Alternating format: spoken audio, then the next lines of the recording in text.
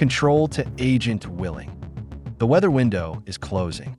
Confirm the garrison at Digne will not reinforce the coast. The fate of the invasion depends on it. Over. Her code names were legendary. Christine Granville. Agent Willing, Churchill's favorite spy.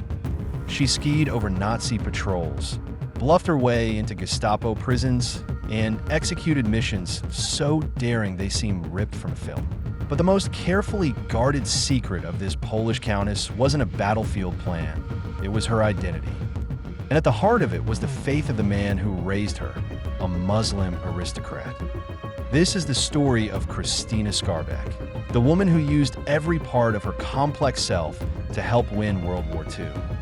Born Krystyna Skarbek in 1908, her life began like a fairy tale. Daughter of a count, a champion skier and horsewoman, renowned for her wit and beauty. But her world was complex. Her mother came from a wealthy Polish Jewish family.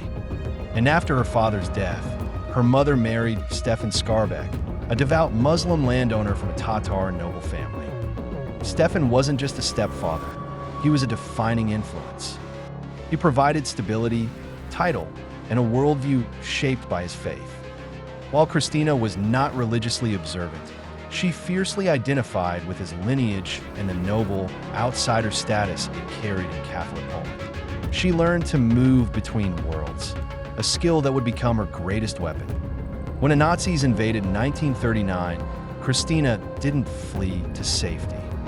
She marched into the British embassy in Budapest and devised an audacious plan on the spot: to ski across the frozen Tatra Mountains from Nazi-occupied Poland into Hungary, smuggling vital intelligence and Allied pilots out. She was so convincing, British intelligence, SOE, hired her on the spot. Her motivation? A ferocious patriotism and a deep personal hatred for the Nazi ideology that threatened every part of her mosaic self. The Pole, the Jew, the Muslim's daughter.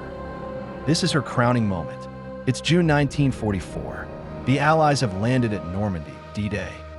But in southern France, thousands of German troops are poised to rush north and reinforce the front. The Allied plan to invade the south, Operation Dragoon, is in jeopardy. Krystyna's mission: neutralize a key German mountain garrison at Digne-les-Bains. The garrison commander had just captured and executed 2 of her fellow resistance leaders. The mission was in ashes. So, Krystyna walked in alone. Krystyna, in perfect German, to the Nazi major, "You have killed my colleagues." A mistake. I'm a British headquarters envoy. Your position is surrounded by 2,000 Maquisards.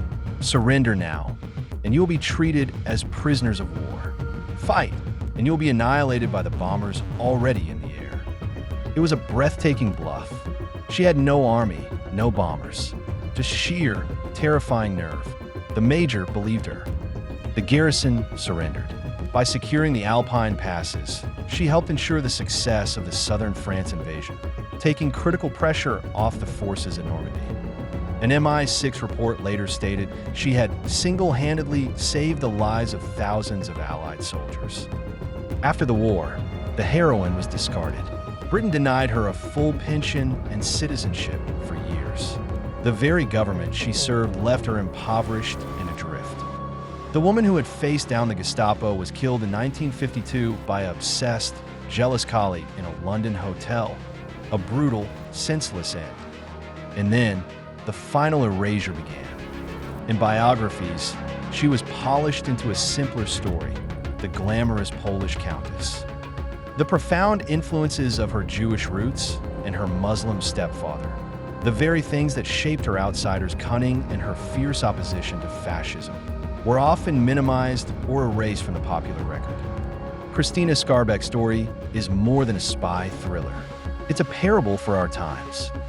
She was a woman of compound identity in an age of vicious purity.